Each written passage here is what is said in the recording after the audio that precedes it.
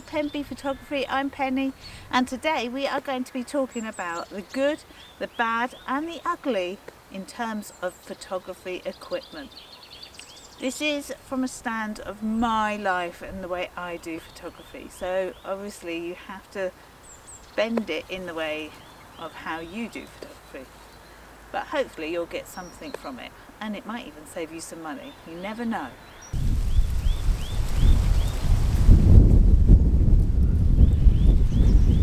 So one of the good things, the first thing on the good list is camera bags.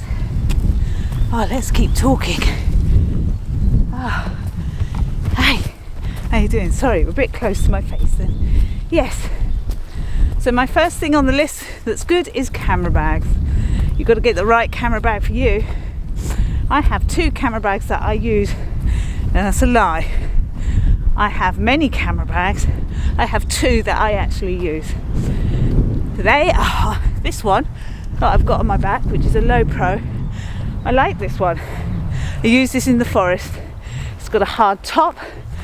It is very comfortable to wear, especially being a lady. It seems to fit me quite well.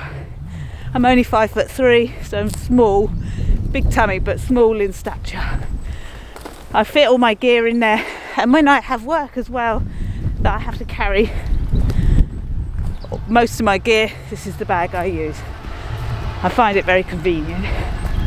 Another bag I use is a really old Billingham black rucksack, which is a very well made camera bag. I've had that one an awful lot longer. That was like my first professional camera bag, and that doesn't look too much like a camera bag, and that's what I like about it. So if I don't have to carry all my equipment, I can fit in a camera, a couple of lenses and a spare backup body, camera body, and a speed flash, and that suits me for a lot of jobs. And I like it because it doesn't look too much like a camera bag, and it looks a bit smarter if I have to look a bit smarter than normal. So they're the 2 camera bags I tend to use. If you pick the right one for you, it's a really good thing. It protects your equipment. This particular bag has protected my equipment through travelling, through sand, rain, snow. I've totally abused it and I've never had a problem. So it's definitely worth the money. When you look at camera bags, they seem really expensive, and they are for a bag, but just get the right one for you. Think about what you need out of it. So that is my first good object for photography. Anyway, let's carry on. It looks quite nice though.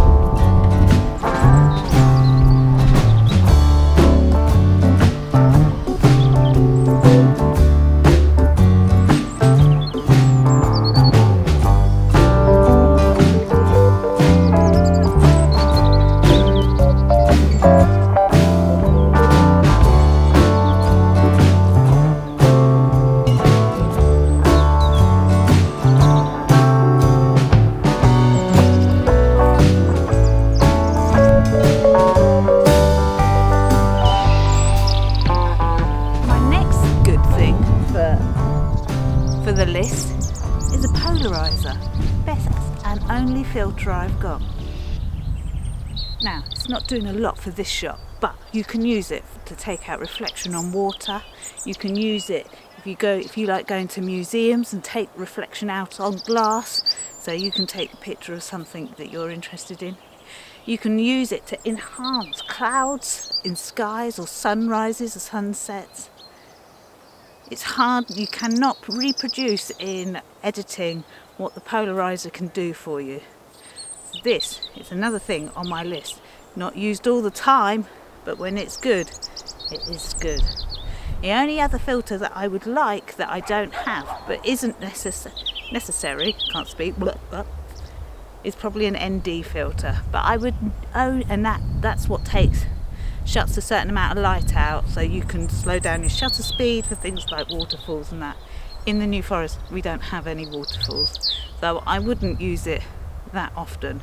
You can really make some nice pictures with it at the coast, but it's not hitting my list. Polarizer is hitting my list. That is a good one.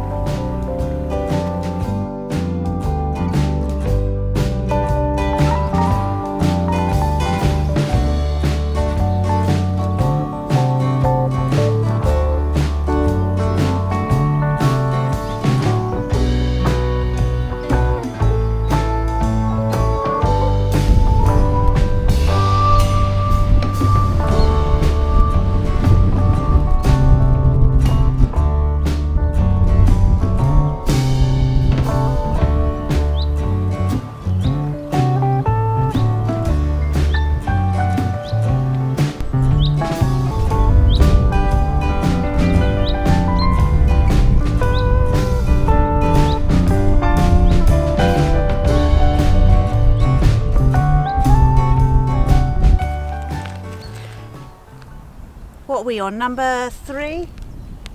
Yeah, number 3 for good. It's a bit boring, but it's batteries. Get a spare battery for your camera. There is nothing worse going somewhere, either working or doing for fun or whatever, and you have got half power battery and you've got to try and work your day. It ruins it for you. Get a spare battery. You can always have one on charge and one in the camera. I know it's simple and very easy, and I know you all know this, but I'm just confirming. Spare batteries are worth the money. Anyway, let's carry on.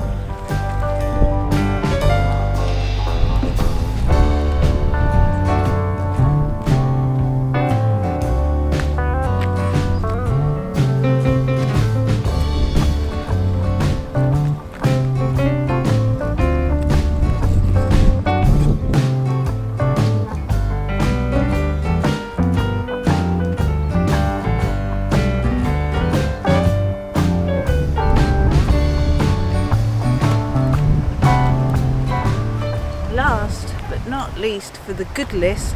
How dark do I look? Oh, here we go.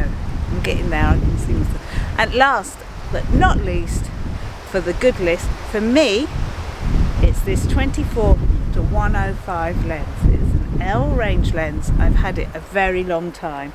This is on a mirrorless camera, but it's on a converter. It used to be on a DSLR. It's actually been on many different bodies as time has gone on.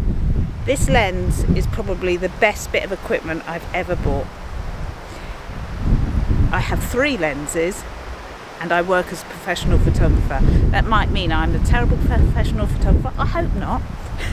I have been working for 20 odd years, but I've used this lens for weddings, I've used this lens for product shots, I've used this lens for family portrait sessions, I use this lens for what I do on YouTube for fun.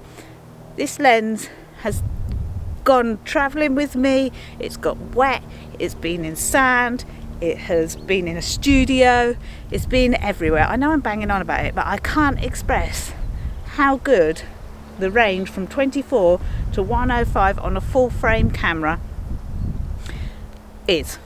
It's just so useful. And slightly controversially, it only f4 is the fastest it'll go, so that's the shallow depth of field. A wedding photographer, as a rule, will want a really shallow depth of field. They'll bang on about being f1.8 or even faster, and it is very useful. But I've never had any complaints. I've always managed to get a nice bokeh. If you've got it at 105 end of the lens and you're further back, you will have, through compression, it'll go out of focus in the background and make the foreground pop more. This lens is a brilliant lens, so it's the main one on my good list. In fact, the inspiration for this video. So I'm just saying that I like the lens. It's sharp, it works well. It was worth going for the the higher end of the range of lenses, getting the standard kit lens off, which is 18 to 35 normally on Canon cameras. I'm assuming that's on other makes like Nikon and Sony as well. and getting this lens in. Very lovely. You can get it from 24 to 70 as well, and I've heard other photographers bang on about that. Having the 105 just end of it, I find personally very useful. And it's rubbish having to prime lenses have their place and they're fantastic, and I actually did, one of my lenses is a prime lens and I love using it, and you can spend less and have a higher quality of lens, and it's brilliant. But when you're working or you're in a situation where you want to be quick, you want to just get on with the picture, photography is not about the camera and the equipment, it's just a tool. It's about capturing the moment, being nice to the person, respecting the product, respecting the landscape or whatever. I'm ranting now, God. But anyway, it's so good to have a high quality lens, quick, easy, gets the job done, lovely. Bish bash bosh, beautiful. Anyway, so this is the last one on my good list. I believe we're on to the bad next. Let's carry on anyway.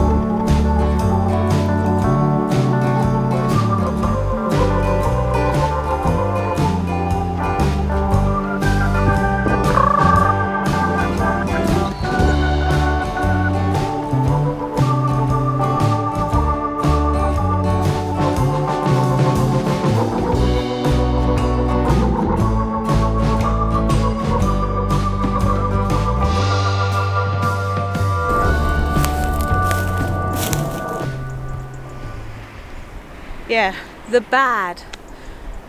Oh, the bad. What have I bought that's the bad? The GoPro 9. GoPro 9. Here we go. Let me get it. This little thing. I'm sure for the right people, if you're doing exciting stuff, it's perfect for you. For me, I bought it because I thought maybe when the weather is horrendous and the rain is coming down, I could do videos and vlog to the GoPro 9. And at the moment I'm speaking to a little Canon M50, which is a lovely little mirrorless camera actually. It's tough as old boots, but I mean it's not designed for some of the weather conditions I put it through. It's done really well, it's never let me down. But this has. I have done things on this and then found that the card's corrupt, and I don't find it very intuitive. Like, I'm always faffing around with the back. I can't do the job quick. Obviously that's more about user than the camera probably, but then yeah, I just find it frustrating, so I don't use it that much, and it was a lot of money. I won't bother selling it, I just keep it hanging around for the occasional times that I think it's useful, but I don't love it. So that's on my bad list. I would have been fine not purchasing that. So yes, anyway. Next thing, let's go.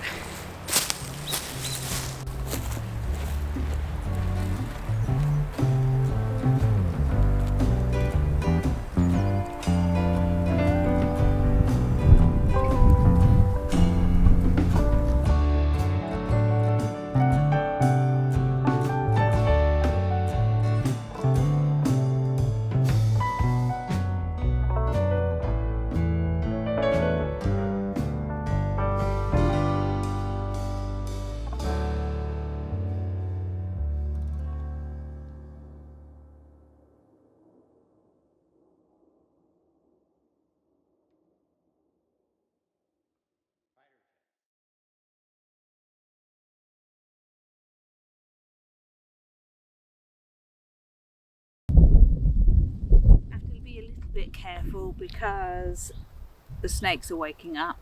We're in the UK, there's nothing too exciting. We have adders, smooth snake and grass snake. Adders are poisonous, but they're quite shy. The males would be waking up, and I don't think they would bump me off, but they would make me quite poorly, so yeah, we don't want that. So yeah, just had a little look around. Next, number 2 on the bad. I bought a cheap SD card holder, so maybe could have put in the good list is spare SD cards. I wouldn't advertise my workflow way. I'm not the best person to talk about workflow, but one thing I think I do right is I'll do this and I'll put it on my computer and I will back it up, and then I'll format the SD card. So I don't keep information on my SD cards. I do the job, do the fun thing, whatever I'm doing, put it on the computer, clear the card. Usually back it up on a hard drive or something like that as well. So I have a few SD cards because occasionally I do get busy, and sometimes I fill up more than one SD card as well, and you know, I have a few SD cards. So I have an SD card holder to keep my cards in, and I bought a cheap one and I had it for about 6 months. I'm pushing the SD cards in the little cut out slot, and after 6 months I noticed that it was starting to damage those cards. And then once they were a bit damaged, I didn't trust them to hold the information, because you don't want to do a job and then have a corrupt card. That would be a pain. So yes, in the bad, cheap SD card holders. Make sure, my recommendation is worth getting a good one to hold what you have, keep everything clean, tidy, and you can have your system of what you can format and not format, and whatever workflow works best for you. But yes, that is on the bad list. So only 2 things on the bad list. I'm sure there's so many things that I've purchased that I shouldn't have. But if they bring you joy, I'm not sure.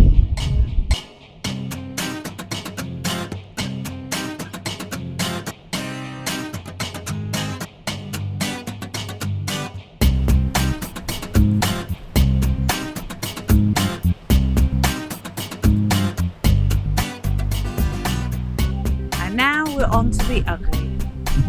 Ugly, I am going to say, are things that I kind of need but I don't like using.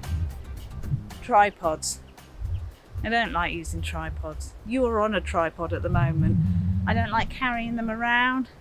I'm constantly trying to find one that's light enough to carry around but strong enough to carry my camera. It's I don't like tripods. I squeeze my fingers in them. I trip over them because I'm clumsy. Yeah, tripods, but they are very useful. Things they're useful for are things that I find them useful for. You're sitting on a tripod, very handy. Otherwise, I would have to always be holding you with my hand and stuff like that, which is nothing wrong with that, but this is the style I'm going for. What else? I use them in the studio for product shots, and it keeps the camera where I am and I can fiddle around with what I'm doing. I do tabletop product photography, so I'm moving bits around and trying to make them look perfect, and I know the camera's going to stay where it is and it's connected to the computer and I can see on a bigger screen what I'm doing. It's handy then, and actually I don't mind them so much then because I'm not having to carry the tripod around, but I do trip over the legs all the time and then ruin the setup. I have to redo it because I'm a clumsy person. Where else would I use them? If I had my ND filter doing me slow shutter speed, bit of motion blur and all that would be good for tripods. So they are very useful. I recommend getting one, nice sturdy one, but they are a fact to carry around. So tripod, number 1 in my ugly list. Anyway, let's carry on.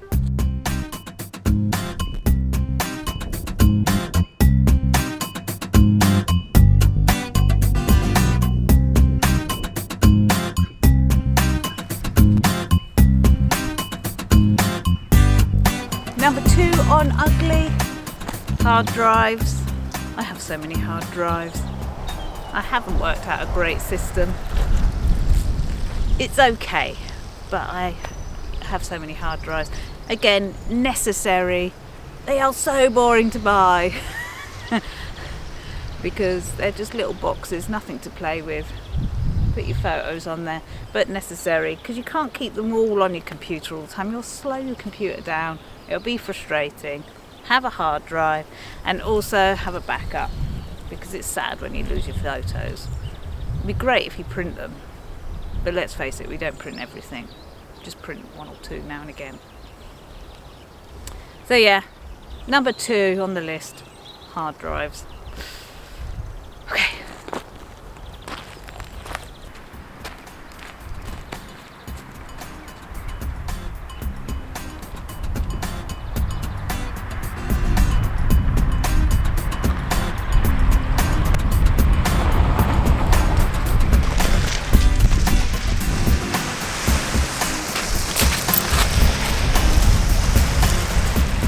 And the last one for the ugly, brace yourself. For me, is my MacBook Pro. Now, hold on. It is a fantastic piece of equipment. It does exactly what I want it to do. But I spend way longer on that computer than I do playing with any camera or walking in any woods. Way longer. And as much as it's nice to see your images come through, and I do enjoy putting together the storyline for these videos, I would much rather be out taking photos. Also, I spend a lot of time working out things I don't know how to use. But yeah, my MacBook Pro, very useful. Don't want to lose it, need it very much, but it's not my favourite part of photography. So there we go. That was it. That was my list of good, bad and ugly. Obviously that is just my opinion, and feel free to disagree with me down in the description, down below. Make a comment. It'll be great. Nice to hear your opinion, see if you think the same thing as me or not. If you've made it to the end of this video, then fantastic. Thank you so much. Maybe consider liking and subscribing. There's another video on its way if you would like to watch. But other than that, I will see you next time. Take care. Bye for now.